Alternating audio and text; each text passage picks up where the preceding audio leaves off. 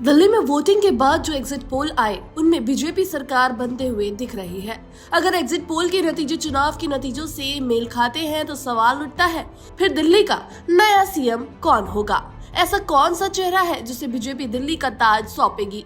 BJP के लिए CM face का चुनाव एक कठिन टास्क है, क्योंकि यहाँ कई ऐसे बड़े चेहरे हैं जो इस रेस में आगे चल रहे हैं। एग्जिट पोल के नतीजों के बाद ऐसे नेता है जिनकी बोलचाल को देखकर लग रहा है कि वो खुद को उस रेस में देख रहे हैं। हालांकि बीजेपी की एक बड़ी खूबी है, इस पार्टी में पीएम मोदी और गृह मंत्री अमित शाह के अलावा किसी और को पता ही नहीं होता कि किसी भी राज्य का मुख्यमंत्री किसे बनाया जाएगा। इस रेस में जो बड़े नाम आगे चल रहे हैं उनमें सबसे महत्वपूर्ण नाम प्रवेश साहिब सिंह वर्मा का है।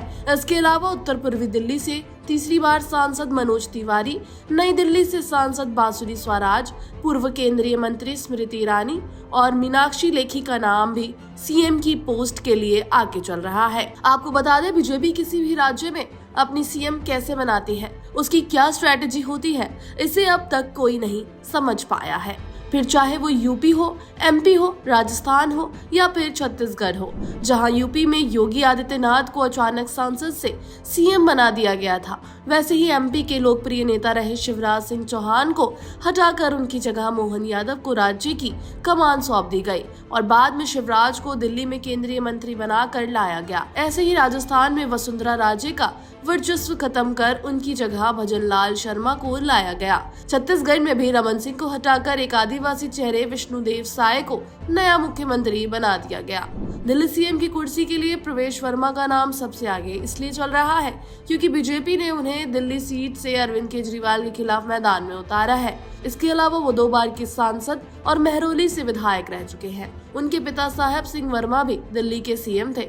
उसके बाद मनोज तिवारी भी दिल्ली की राजनीति के लिए बड़ा नाम है। वो दिल्ली बीजेपी के अध्यक्ष रह चुके हैं। उत्तर पूर्वी दिल्ली से लगातार तीसरी बार सांसद चुने गए हैं। बीजेपी ने इस बार दिल्ली की 7 में से 6 लोकसभा सीटों पर अपने प्रत्याशी बदल दिए थे, लेकिन मनोज तिवारी का टिकट नहीं काटा गया था। अगर बीजेपी दिल्ली में महिला वोटरों को जोड़कर रखना चाहती है तो वो दिल्ली को एक महिला सीएम भी दे सकती है। इससे पहले बीजेपी ने सुषमा स्वराज के रूप में महिला मुख्यमंत्री दिया था। इस बार उसके पास महिला सीएम पोस्ट के लिए 3 प्रमुख दावेदार हैं, जिनमें स्मृति ईरानी, मीनाक्षी लेखी और बांसुरी स्वराज शामिल है। जहां स्मृति ईरानी और मीनाक्षी लेखी केंद्रीय मंत्री के रूप में काम कर चुकी हैं, वहीं बांसुरी पहली बार सांसद चुनी गई है और वो सुषमा स्वराज की बेटी है। वैसे दिल्ली सीएम की रेस में जो नाम चल रहे हैं, जरूरी नहीं कि उन चेहरों में से ही किसी को सीएम की कुर्सी मिले। ऐसा भी हो सकता है कि संगठन से किसी नेता को लाकर दिल्ली की कमान सौंप दी जाए और इन बड़े चेहरों में से कोई 2 चेहरे डिप्टी सीएम बना दिए जाए। हाल ही में हुए एमपी, राजस्थान, छत्तीसगढ़ और महाराष्ट्र के चुनावों को देखा जाए तो ऐसा ही लग रहा है कि दिल्ली का सीएम कोई भी बने, जातीय और क्षेत्रीय समीकरणों को साधने के लिए किन्हीं 2 बड़े नेताओं को डिप्टी सीएम बना दिया जाएगा।